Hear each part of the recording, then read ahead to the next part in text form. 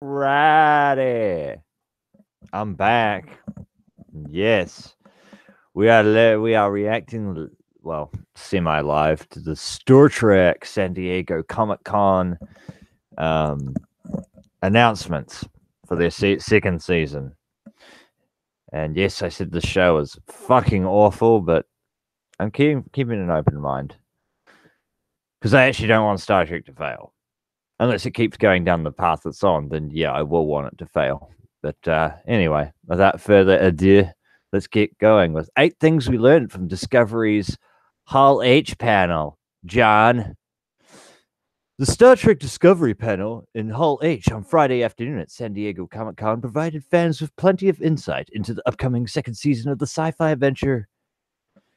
StarTrek.com previously reported that attendees being treated to a season 2 trailer and details about the Star Trek short treks. Oh my god.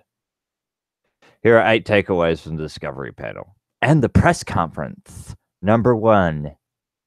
Oh, look at that. Oh. Isn't that nice? Anston Mount, who will play Captain Pike in season 2. Oh wow, they brought back a character from the very first episode of Star Trek from the 1960s, revealed that Rebecca Romijn will play the number 1, the role famously played by Michelle Barrett Roddenberry in the first Star Trek original series pilot, The Cage. See, more proof that what you're doing with women is not, it's been done, okay? Fucking fake edgy Trek, but anyway. And I don't mean fake Trek, I mean the fake edginess of it. Because it's called Star Trek, so whatever. The Cage. Was excitedly confirmed in the news in a tweet moments after the Mount's announcement. After Mount's announcement, should I say. She's best known for playing Mystique in the first 3 X-Men movies, which were also terrible films. Probably some of the worst movies I've ever seen. Any kind of superhero action of those first 3 X-Men, especially the second film. And also counts among her credits the Librarians and Ugly Betty. Who gives a shit? Short treks this fall. I wonder what that means. The 4 short treks will roll out monthly this fall, as previously reported. Oh, okay, I didn't see that report, but whatever. There will be standalone stories, each running 10 to 15 minutes, so they're going to have no substance to them at all. It's like those little cartoons that Star Wars have been putting out that are 10 to 15 minutes, and they're just fucking empty.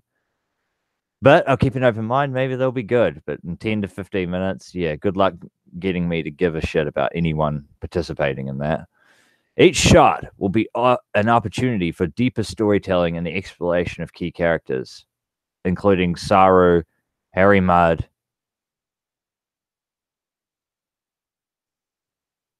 what the hell? Oh, the guy who plays Harry Mudd is going to be directing his own fucking whatever. And a new character, Craft. I bet that's a woman. I guarantee that's a woman. Oh no, I could be wrong. Played by Aldous Hodge, and themes which fit into Discovery and the expanding Star Trek universe. My bad for making an assumption there. Maybe it's not. Oh, Wilson Cruz is back. So this guy here is the doctor on the USS Discovery, and he is the boyfriend, partner, husband of the chief engineer, Lieutenant Stamets. And basically, the reason I thought he was, this is part of my shallow writing comments, is this guy was basically just his boyfriend. That was his entire contribution to season 1. Oh, and he died, so, you know. No one will reveal how Wilson Cruz's Dr. Hugh Colbert will return to Discovery following the character's demise in season 1. Yes, that will be extremely interesting, won't it? But be back he will. Okay. A smiling, joking Cruz said at his San Diego Comic-Con Discovery panel appearance. I'm not just here to say hello, although, hello. Later, discussing what the future may hold for Colbert and Stamets, Cruz said, we can tell you that there is a relationship to begin with, and I think we're going to learn a lot more individuality about these 2 men. And together, I think we're going to deepen this relationship and these characters. Well, you should have done world building in season 1. That's how you do it. You want me to care about characters? Give me a reason to care. Explosions, explosions, lots of explosions. Boom, baby, Michael Bay. Moving on. Presenting Chancellor Laurel. Oh, a Klingon Chancellor who turns out to be a woman. How fucking goes along with the futurist female shit. And by the way, look at this Klingon. This is what it's supposed to look like, a Klingon. They're all black now, by the way. So they're all one race. And there are only 8 houses. So they significantly lose population. Either that or they're just way more inbred than we ever thought possible. Their culture is completely cheapened. And they look exactly like Corrosion Hunters from Star Trek Voyager. And a little bit like Xindi Reptilians from Star Trek Enterprise. But yeah. You know. Geez, even the armor looks similar, but whatever. Fear not. Anyone who worried that Laurel might not play a larger part in Season 2 as she did in Season 1, she was garbage. I remember her. She will, with the formidable Klingon ascending to the title of Chancellor. She is trying to be the best Chancellor she can, Jesus Christ, of this patriarchal empire. Oh my God, what a shallow... oh, fuck. I'm trying so hard to be nice about this and to keep an open mind. And you just keep writing dumb fucking comments after dumb comments. A patriarchal empire. It's not... oh, Jesus Christ. Mary Chiefo. Of course a woman would fucking say that. A privileged Hollywood woman who's probably fucking white anyway. The actress also noticed that she'd been attending Comic-Con for years as a fan and thus remains overwhelmed by actually sitting on the stage these days. Wow, that's got absolutely nothing to do whatsoever with the show, but that's just your feelings. I've dreamed of being on a panel in the Hall H, the actress said. To be part of a show I believe in and playing a character is so incredibly empowered and complex. She's not complex and she's not empowered. She's trying to take advantage of situations to, like, give herself more personal power. It's not very fucking empowering. It's not very deep. It's not very goddamn intellectually, like, challenging. Like, oh, thought-provoking. That's what I mean, not intellectually challenging. I was just thinking about Star Trek Discovery as a whole. That's intellectually challenged.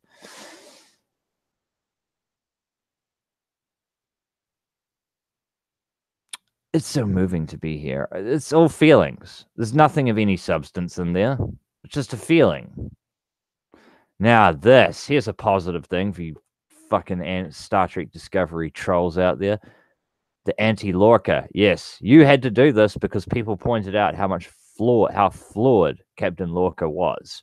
And you realized how much of a big mistake it probably was to lash out at white males. Star Trek was about inclusiveness, and that includes straight white males.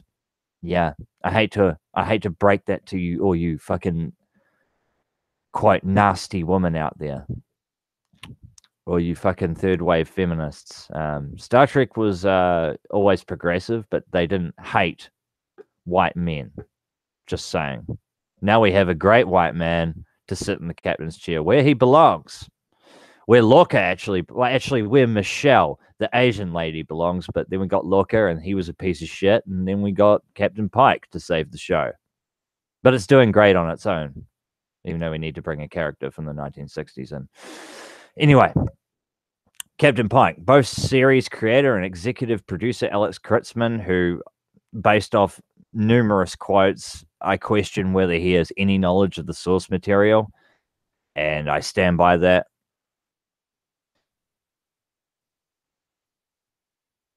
Okay.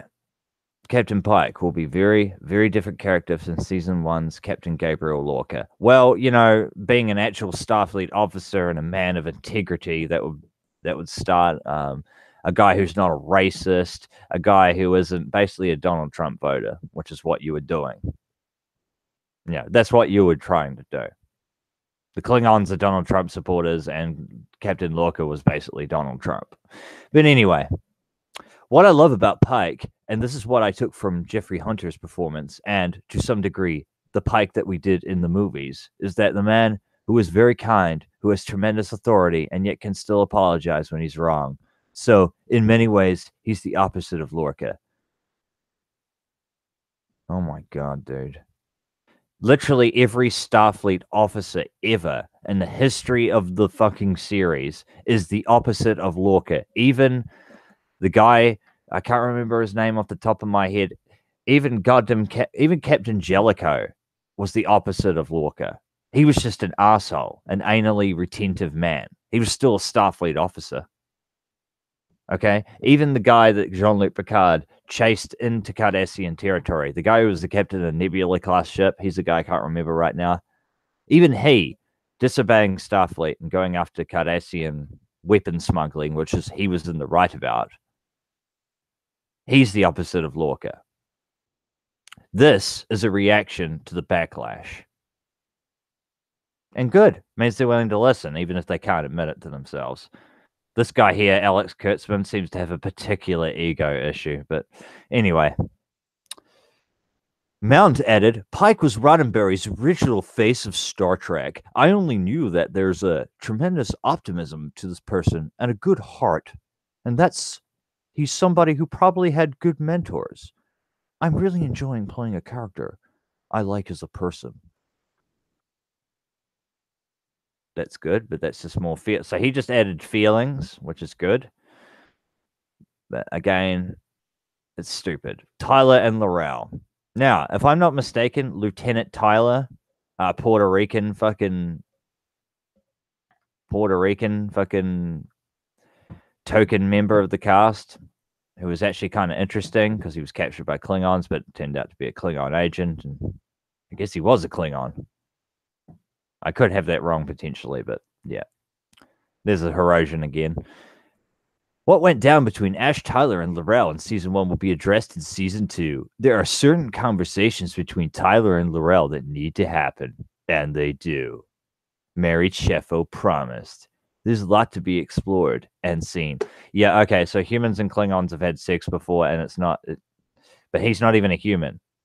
They're just two Klingons in a relationship. It's dumb. It's dumb. It's not edgy. It's not new. It's been done. Oh, look. The least likable main character ever because of the way she's written. And I swear the people who love this character, they see people complaining about her, and that's the main reason they've gone into bat for her, because other people don't like her, so therefore, we're going to defend her to the moon.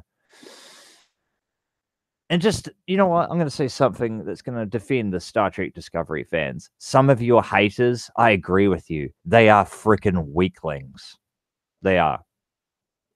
For example, I corrected a man who was complaining about the actors ruining Star Trek. And all I said was, you're looking like a fool because this actress is just playing a character that's written for her. It's all Kurtzman's fault. Alex Kurtzman and his fucking... I won't say anything personal about him. I won't get into that. But his vision. Because he's an edgelord. It's not her fault. But anyway, fans could feel Spock's presence in Season 2 trailer. As Burnham tells Saru, Spock is linked to these signals and he needs help. The trailer did not, however, show the iconic Vulcan's face. That will change sometimes in Season 2, according to Kurtzman. So you need to bring Spock in to save your show. Huh.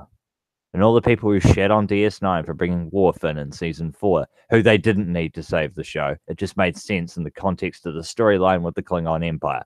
This, on the other hand, I don't know why Spock needs to be there.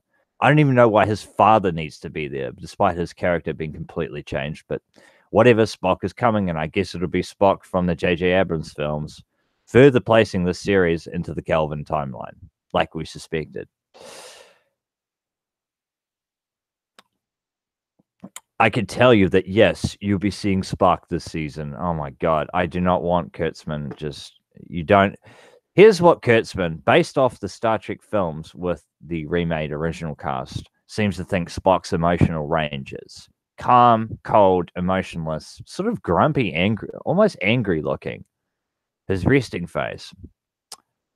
And it goes from that to complete psychopath. There is no in between, which is shallow, like Kurtzman's overall plot for the show, and especially some of the films that they made.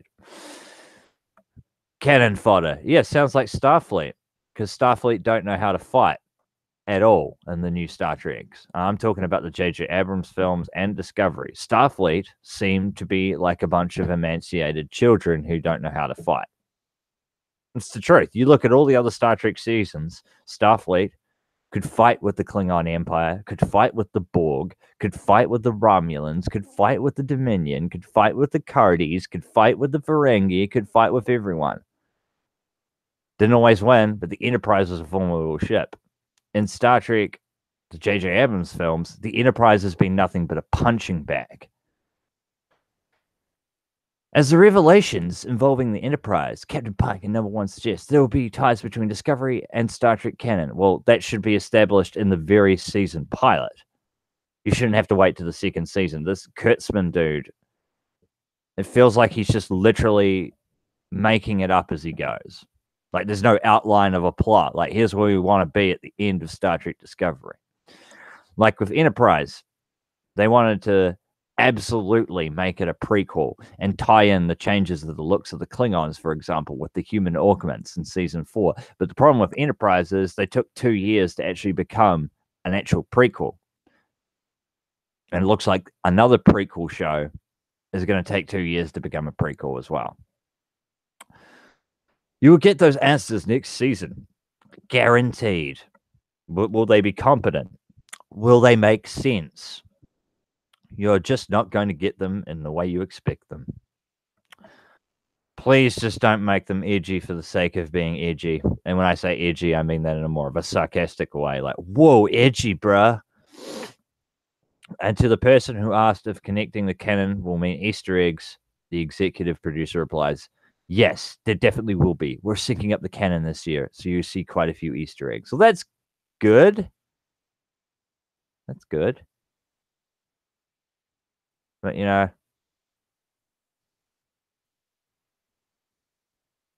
I don't know. There are some promising things in there. But, yep, those are my thoughts. I think Star Trek Discovery still has potential. It could still be a decent TV show. But as far as, like, me caring, it's very difficult to care.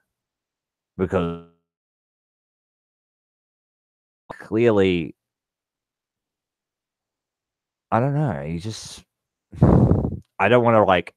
I'm trying not to be a social justice warrior and just judge people for life and just try and ruin people. I like to give them a chance. So maybe Star Trek Discovery Season 2 will do the franchise proud and give me a reason to come in and start watching. But boy, oh boy, they got a lot of work to do. And they're going to make other Star Trek projects. Why not remake Enterprise? Why not continue Enterprise? Why can't we have 2 series going? Oh, we don't want another prequel. Keep Enterprise going. Scott Bakula and all the actors from that show are still young enough to do it. You can't do it with Voyager. It's too late for DS9, but you can keep going. Or you can make another series post Star Trek Nemesis, like a lot of people wanted in 2004. But I digress. So yeah, interesting things about Star Trek Discovery. More stupid things being said in there, which is part of the course of the show. And modern, yeah. In fact, I hate that term, modern storytelling. There's just storytelling. I think the word modern slapped on there to, basically make an excuse for, like, making a shitty product. But there it is. Hope you enjoyed this, and I will be back to talk more about entertainment and fucking sci-fi and all that shit. Peace out, and fuck Michael Burnham.